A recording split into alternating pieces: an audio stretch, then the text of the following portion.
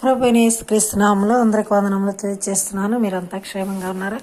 మీ అందరి క్షేమం కొరకు ప్రార్థిస్తున్నాము. ఎవరెవరు దేనికోసం ప్రార్థించమని అడిగి ఉన్నారు అటు వారందరి కొరకు ప్రార్థిస్తున్నాం. ప్రియమైన దేవుని బిడ్డలారా, విశ్వాసం ఉంచండి.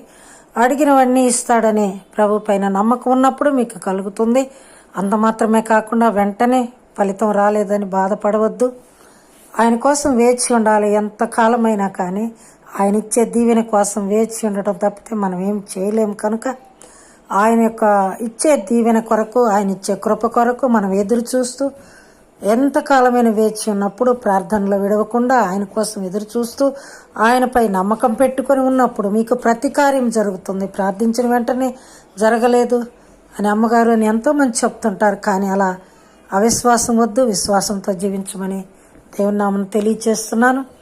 మనం మత్తయి సువార్త 25వ అధ్యాయంలో మనం చూసుకుంటున్నప్పుడు 10 మంది బుద్ధి కలిగిన కన్యకలు 10 మంది కన్యకలు తమ దివిటీలు పట్టుకొని పరలోక రాజ్యం నుంచి వస్తున్న మరి పెండ్లి కుమారుని కొరకు ఎదురు చూస్తున్న బిడ్డల వల్ల ఉన్నప్పుడు మరి 5 మాత్రమే అందులో బుద్ధి కలిగిన వాళ్ళు, 5 బుద్ధి లేని కన్యకలుగా చూస్తున్నాం మనం.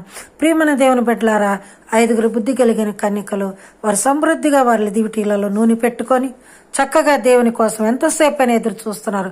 చక్కగా నూనె అంటే, సమృద్ధిగా నూనె అంటే విశ్వాసము పూర్తిగా పెట్టుకొని వారు ఎదురు చూస్తున్నారు. ఎప్పటికైనా వస్తాడు ప్రభు అని.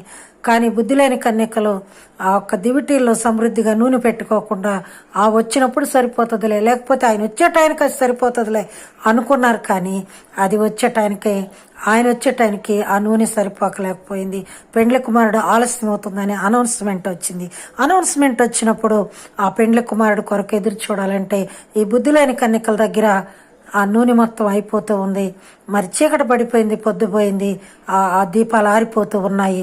ప్రభు వారు రాలేదు, పెండ్లి కుమారుని కొరకు ఎదురు చూస్తున్నారు. చూడండి ప్రియులారా, మనం ఒక ఊరు వెళ్ళాలన్నప్పుడు ట్రైన్ కోసం రైల్వే స్టేషన్లో వెళ్ళి కూర్చొని ఉంటాం. కూర్చొని ఉన్నప్పుడు టైంకి బండి రావట్లేదని అనౌన్స్మెంట్ జరుగుద్ది. సారీ ఫర్ ద డిస్టర్బెన్స్, మరి లేట్ అవుతుంది, మిమ్మల్ని ఇబ్బంది పెడుతున్నాం, పలానా టైంకి ట్రైన్ వస్తుంది అని చెప్తారు. అలాంటప్పుడు అందరూ వెళ్ళి ఆ ట్రైన్లో మరి ట్రైన్ కోసం ఎదురు చూస్తూ ఇక అక్కడక్కడ పక్కల పరుచుకొని ఆ రైల్వే స్టేషన్లో పండుకొని నిద్రపోతూ ఉంటారు. తర్వాత అనౌన్స్మెంట్ వస్తుంది, బండి వస్తుంది అన్నప్పుడు అప్పుడు గబగబా వాళ్ళు సామాన్లన్నీ సర్దుకొని ఆ ట్రైన్ వచ్చే సౌండ్లో ధన అని సౌండ్ వస్తూ ఆ లైట్లు వెళ్తురికి త్వరగా సామానంతా సర్దుకొని ఆ రైలు కాడికి ఎక్కేదానికి పరిగెత్తుతూ ఉంటారు. ఆ విధంగా ఈ బుద్ధి లేని కన్యకలు చక్కగా పడుకొని మరి చూసుకోకుండా ఆయిల్ దాంట్లో లేదనుకుని గమనించుకోకుండా ఉన్నప్పుడు ఆయిల్ అయిపోతుంది.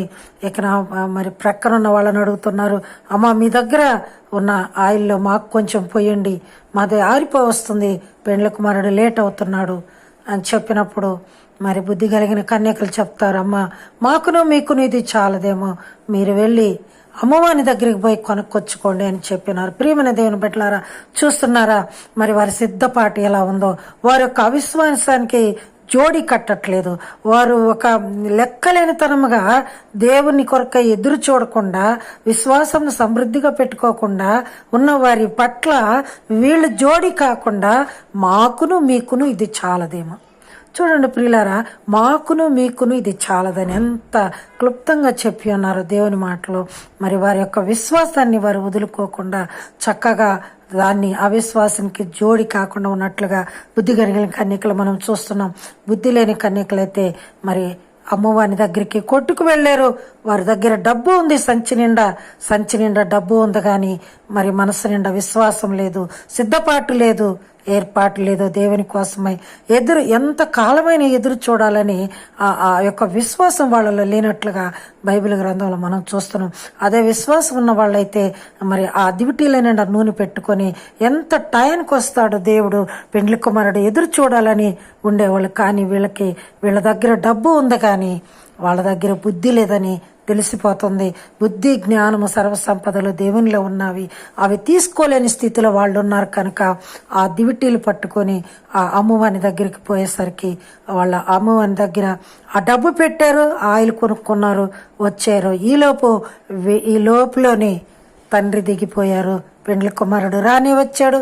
సిద్ధపడి ఉన్న కన్యకలు మాత్రమే ఆయన గదిలోకి తీసుకెళ్ళి ఆయన పరలోక రాజ్యంలో తీసుకెళ్ళి తలుపేసుకున్నట్లుగా చూస్తున్నాం. తర్వాత ఆ బుద్ధి లేని కన్యకలు వచ్చి, అయ్యా తలుపు తీయ్యా, మేము కూడా నీ బిడ్డలమే అంటే, మీరెవరో నాకు తెలియదు. సిద్ధపాటు లేని బిడ్డల కొరకు నేను ఎదురు చూడను. ఎందుకంటే మీలో సిద్ధపాటు ఉన్నవారైతే ఎదురు చూసేవాళ్ళు, ఓపిక పట్టేవాళ్ళు, మీరు సిద్ధపాటు సమృద్ధిగా నూనె పెట్టుకొని విశ్వాసమని సమృద్ధిని పెట్టుకొని చూసేవాళ్ళు కనుక మీకు ఆ విశ్వాసం లేదు, మీకు లెక్కలేనితనం కనుక మీరెవరో నాకు తెలియదు. ప్రియమైన దేవుని బిడ్డలారా, మనం కూడా ఆలోచిద్దాం. దేవుడు ఇచ్చే యొక్క ఆ కృపకి, ఆ దీవెనకి ఎదురు చూద్దాం. నిరుత్సాహపడద్దు, నీరసపడద్దు. ఆయన వచ్చే వరకు ఎదురు చూద్దాం. ఆయన ఇచ్చే కృపను పొందుదాం.